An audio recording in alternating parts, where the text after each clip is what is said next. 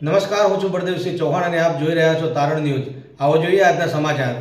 ડીસાના વેળાપુરા ઠાકોરવાસના ગામજનો દ્વારા આવેદનપત્ર આપવામાં આવ્યું।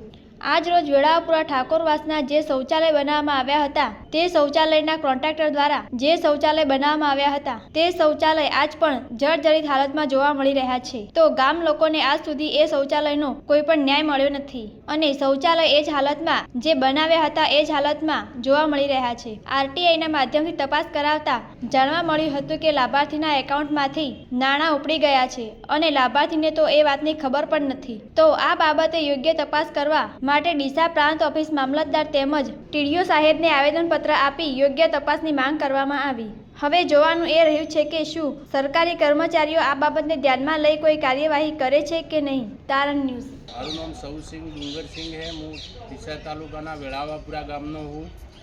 મારા ગામની અંદરમાં શૌચાલય બિલકુલ બનાવ્યા નથી અને અધૂરા મૂકી અને પૈસા ઉપાડી લીધા છે। કોઈને બનાવ્યા છે, કોઈને નથી બનાવ્યા, કોઈને એક બિલકુલ અધૂરા બનાવ્યા છે।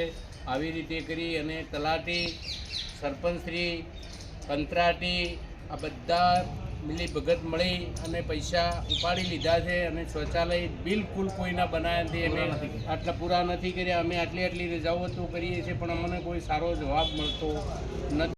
તમે પહેલાં કોઈ રજૂઆત કરેલી છે? હા, કઈ જગ્યાએ કરી હતી? ડીસા તાલુકામાં। ત્યાંથી શું જવાબ મળ્યો તમને? કોઈ જવાબ મળ્યો નથી મને। આજે તમે જે આવેદનપત્ર આપ્યું એ કઈ કઈ જગ્યાએ આપવાના છો? આજે મામલતદારમાં આપવાનો, તાલુકા વિકાસ અધિકારી અને કલેક્ટર સાહેબ, ટીડીઓ સાહેબ।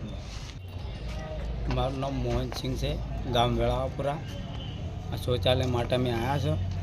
એના પહેલાંય અમે આલી રજૂઆત કરી હતી પણ એ અમારો કોઈ પાછો પડઉત્તર લીધી નથી। જવાબ મળતો નથી। યોગ્ય તપાસ થાય તો ગંભાણું ઘણું નીકળે એવું છે।